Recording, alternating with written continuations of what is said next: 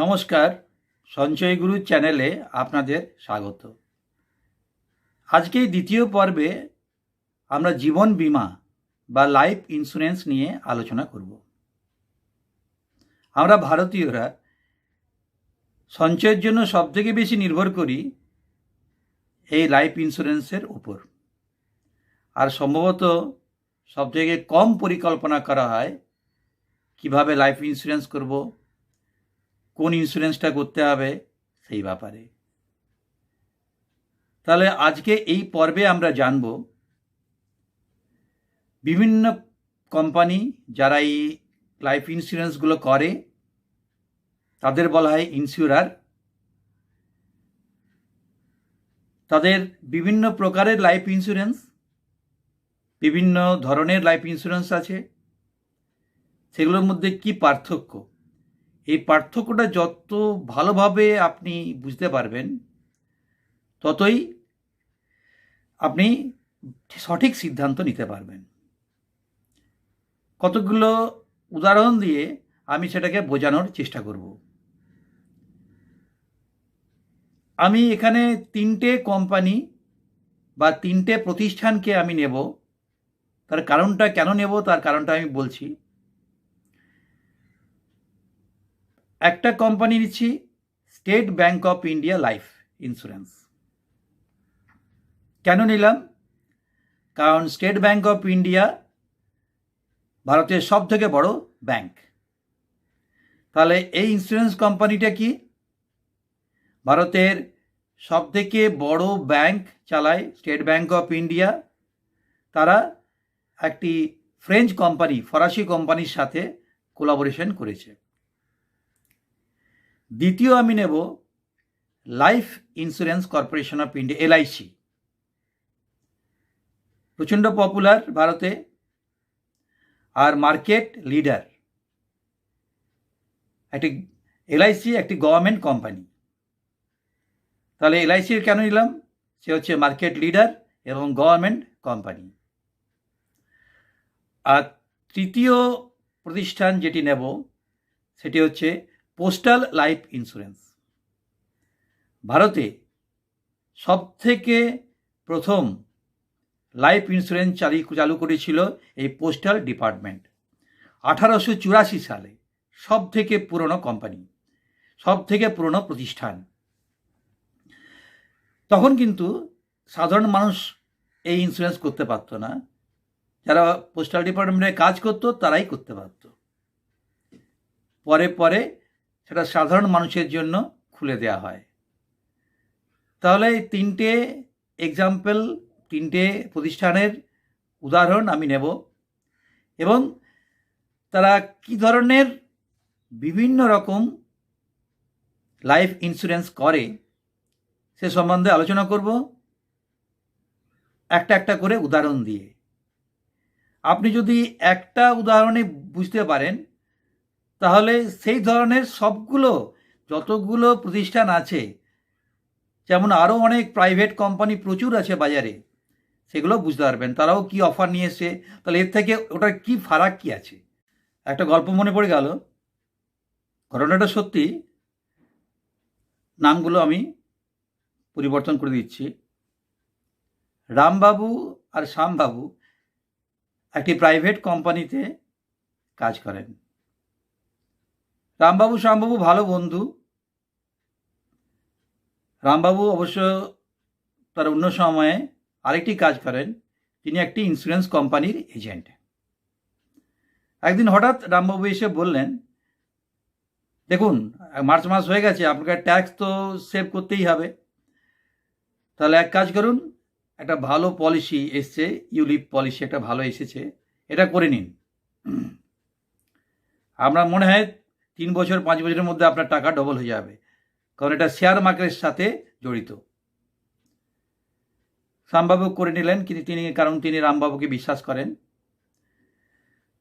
3 বছর পরে দেখলেন তিনি যত টাকা ইনভেস্ট করেছেন তার 1/3 ডুবে গেছে, শেয়ার মার্কেট পড়ে গেছে। তারপর থেকে রামবাবু আর শ্যামবাবুর কথা বন্ধ। অনেক কষ্টে তিনি সেই পলিসি থেকে বেরিয়ে এলেন। তাহলে এখানে আমার গল্পের মোরাল অফ দ্য স্টোরি কি? রামবাবু কি শ্যামবাবুকে চিট করলেন?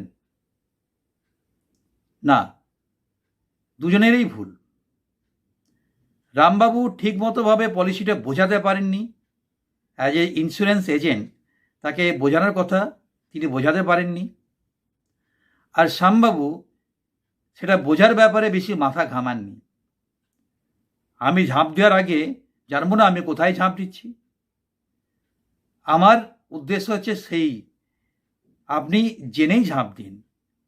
কারণ একটা ইন্স্যুরেন্স হয় 15 বছর, 20 বছর, 25 বছর। তাহলে 25 বছর ধরে যার সাথে ঘর করবেন তাকে আপনি জানবেন না?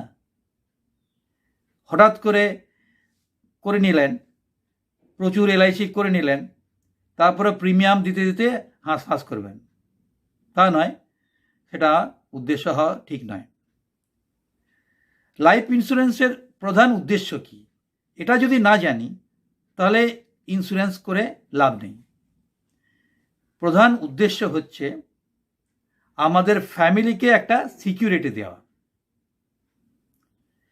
আজ আপনি আছেন, সুন্দর ফ্যামিলি চলছে, আপনার ইনকাম আছে, সব কিছু আছে, কিন্তু হঠাৎ করে যদি আপনার কিছু হয়ে যায় আর অন্য কোনো সোর্স অফ ইনকাম আপনার ফ্যামিলি যদি না থাকে, তারা কোথায় যাবে? তারা রাস্তায় কি দাঁড়াবে?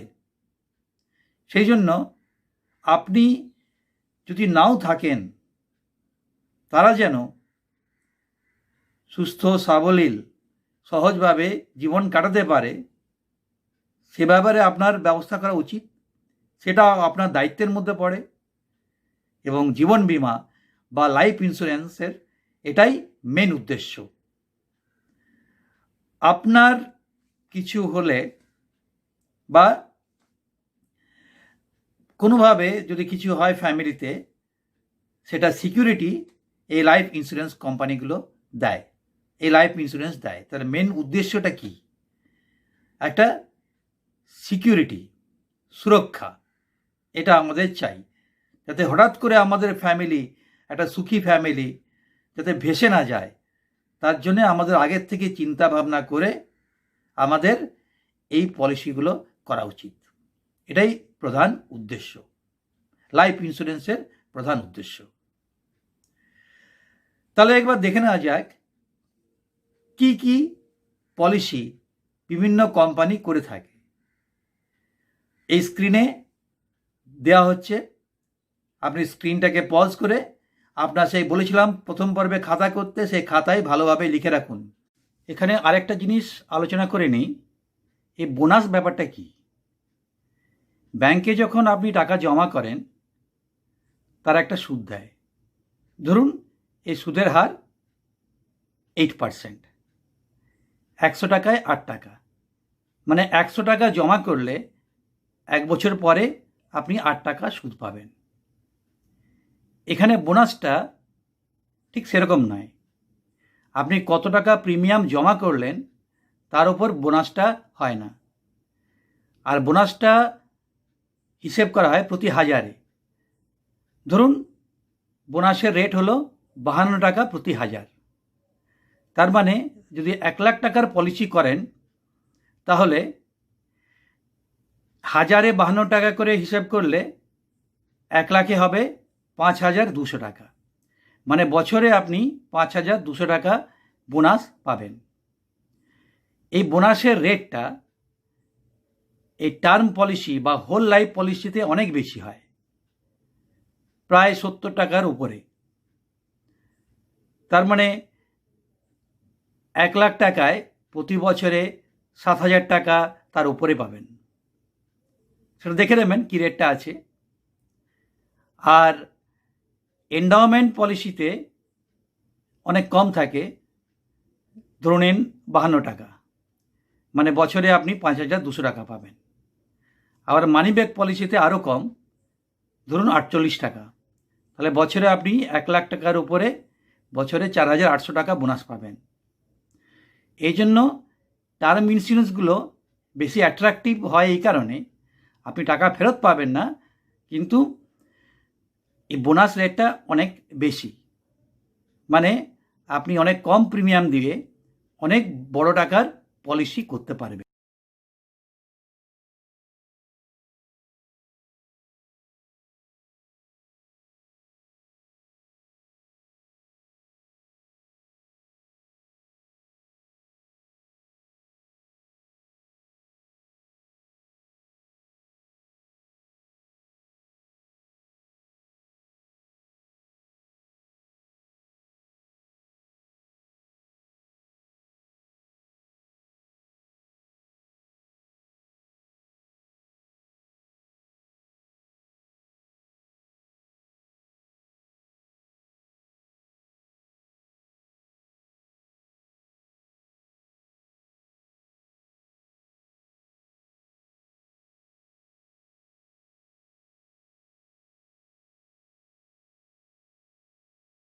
প্রথম যে ধরনের পলিসি আমি দেখতে পাচ্ছি সেটা হলো হোল লাইফ পলিসি এবং টার্ম পলিসি।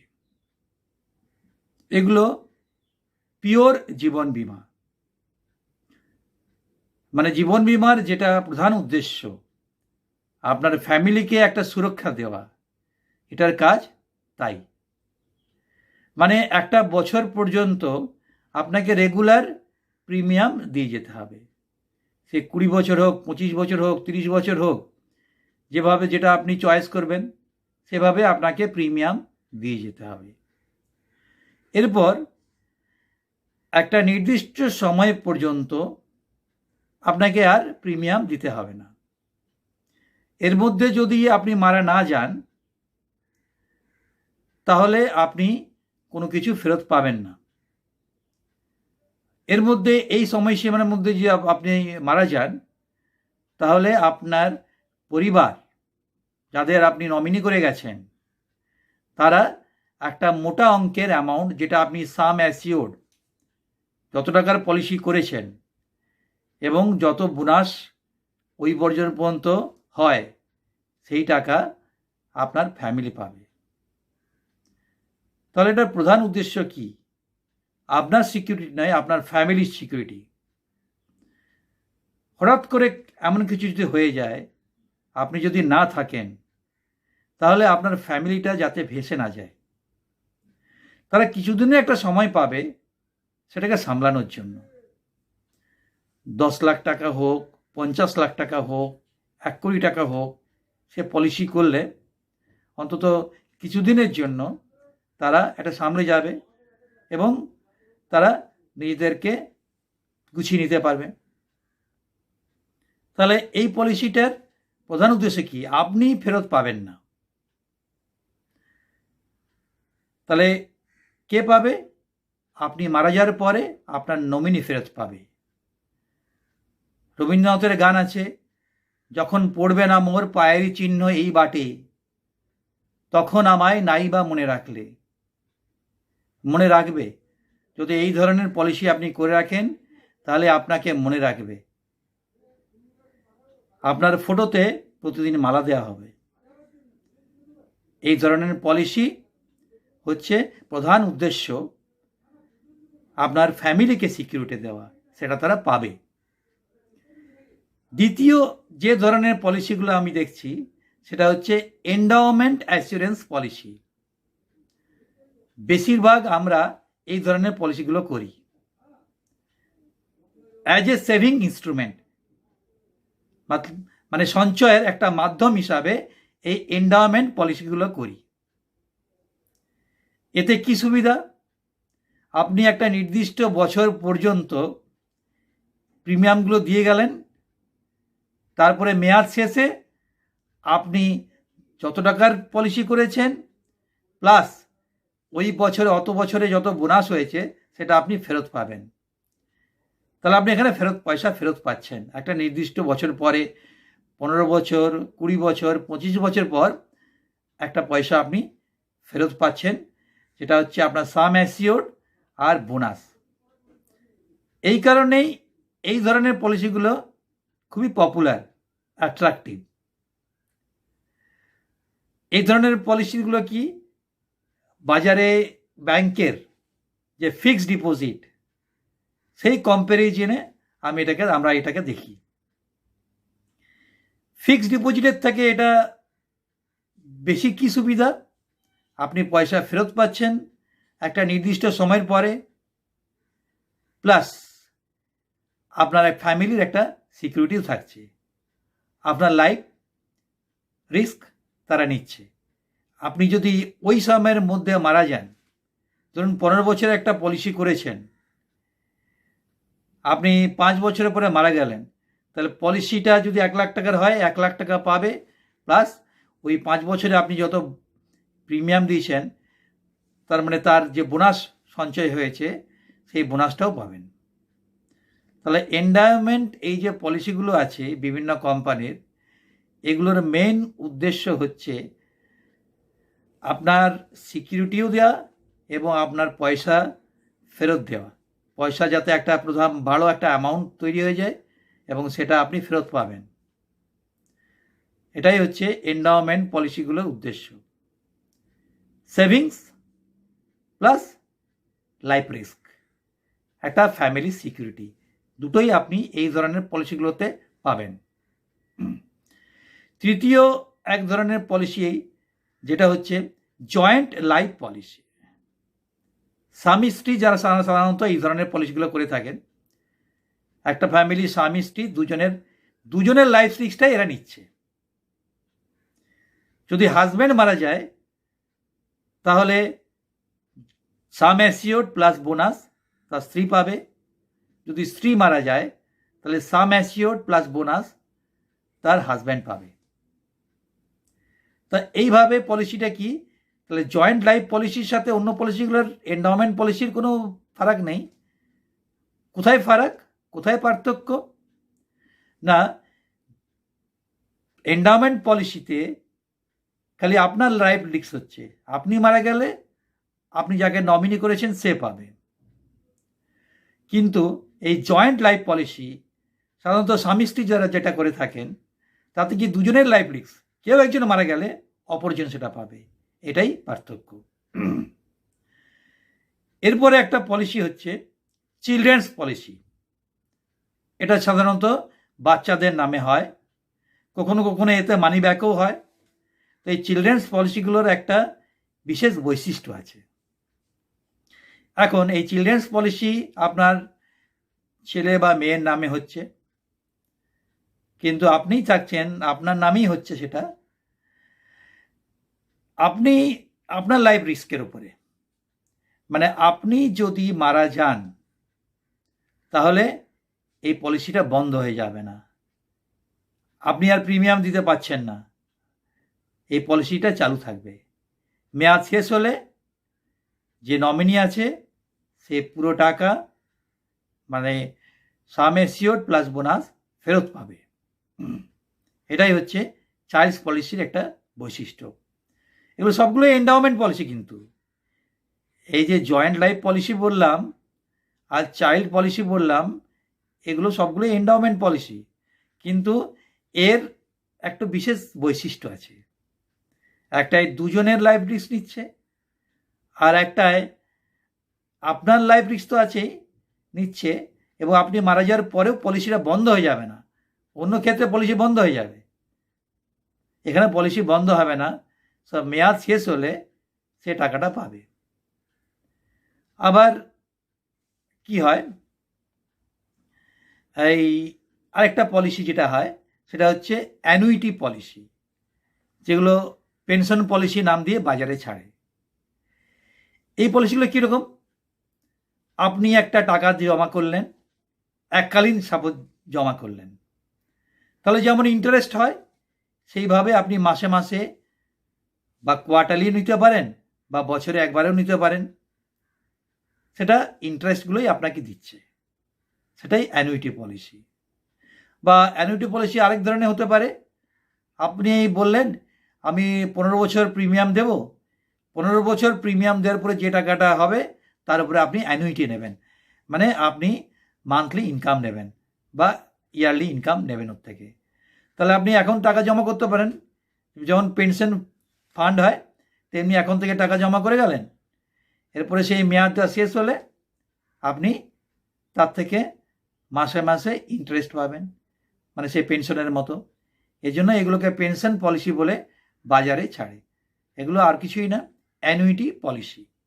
আমি এখানে যে উদাহরণগুলো নেব সেগুলো নেব পোস্টাল লাইফ ইন্স্যুরেন্স বা ডাক জীবন বীমা থেকে।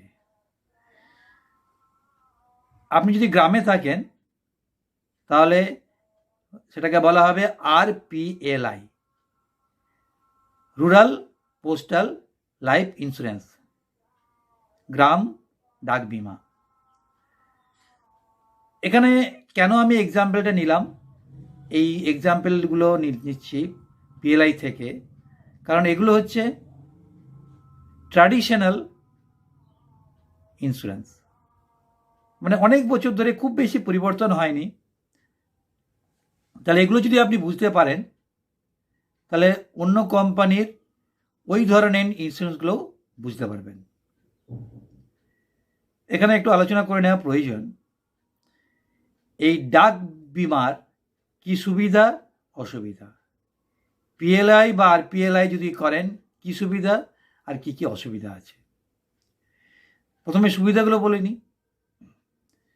এই PLI আপনি মাসিক দিতে পারেন, আপনি ত্রৈমাসিক দিতে পারেন, বা বছরেও দিতে পারেন, বা তার থেকে বেশিও দিতে পারেন। আপনি 13 মাস 14 মাসও দিতে পারেন। সেখানে আপনি পোস্ট অফিসে গিয়ে আপনাকে দিতে হবে। আপনার এই ফ্লেক্সিবিলিটিটা এখানে আছে। তার জন্য আলাদা করে অ্যাপ্লাই করতে হবে না যে আমি 3 মাস ছাড়া দেবো, 5 মাস ছাড়া দেবো, কোনো প্রয়োজন নেই। আপনি সরাসরি যখনই কাউন্টারে গিয়ে বলবেন আমি 5 মাসের জমা দেব। এটা একটা সুবিধা। দ্বিতীয় সুবিধা যেটা আমার মনে হয়, এখানে প্রিমিয়ামটা কম। একই টাকায় 1 লাখ টাকার আপনি একটা পলিসি করেছেন, পোস্টাল লাইফ ইন্স্যুরেন্সের প্রিমিয়ামটা কিছুটা কম, আর গ্রামে হলে আরও কম। এই একটা সুবিধা। আপনি যদি 15 বছরের পলিসি করেন একটা পার্থক্য তো হয়েই যায়। আপনি যে টাকা জমা করেছেন আর যে টাকা রিটার্ন করেছেন সেটা যদি হিসাব করেন তাহলে PLI বা RPLI আপনি বেশি টাকা ফেরত পাবেন। এগুলো হলো সুবিধা। অসুবিধা কি? এর সেরকম কোনো এজেন্ট নেই, বা এজেন্ট থাকলেও তারা অন্য পলিসিগুলো বিক্রি করার জন্য বেশি সচেষ্ট থাকে, কারণ সেগুলো বেশি কমিশন পাওয়া যায়। তাহলে এই পলিসিগুলো আপনাকে পোস্ট অফিসে গিয়ে করতে হবে, এবং পোস্ট অফিসে গিয়ে আপনাকে প্রিমিয়ামটা জমা দিতে হবে। যদি বেশি অসুবিধা থাকে বছরে একবার দিয়ে দিন, সেটাই সুবিধা। এটা হচ্ছে একটা অসুবিধা।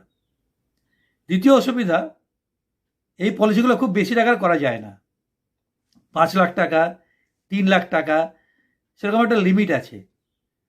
কিন্তু অন্য কোম্পানি আনলিমিটেড, আপনি 1 কোটি 10 কোটি টাকারও করতে পারেন।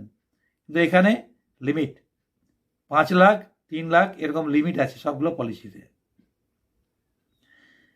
তাহলে আমার কি সাজেশন, আপনি এই লিমিট পর্যন্ত প্রথমে যদি এই পোস্টাল লাইফ ইন্স্যুরেন্স করে নেন সেটা সবথেকে ভালো। যেমন আপনি একটা এন্ডাওমেন্ট করলেন, আপনার লিমিট হচ্ছে 5 লাখ, 5 লাখের পলিসিটা করে নিন আগে, তারপরে বাকিটা অন্য কোম্পানি থেকে করে নিন। এই জন্যই এই পলিসিগুলো খুব বেশি প্রচার লাভ কেন করেনি, কারণ এজেন্টরা এটা খুব একটা প্রচার করে না। আর দ্বিতীয় হচ্ছে এর এজেন্ট আপনার ঘরে ঘরে এসে সাধারণত নিয়ে যায় না, আপনাকে পোস্ট অফিসে গিয়ে জমা দিতে হয়।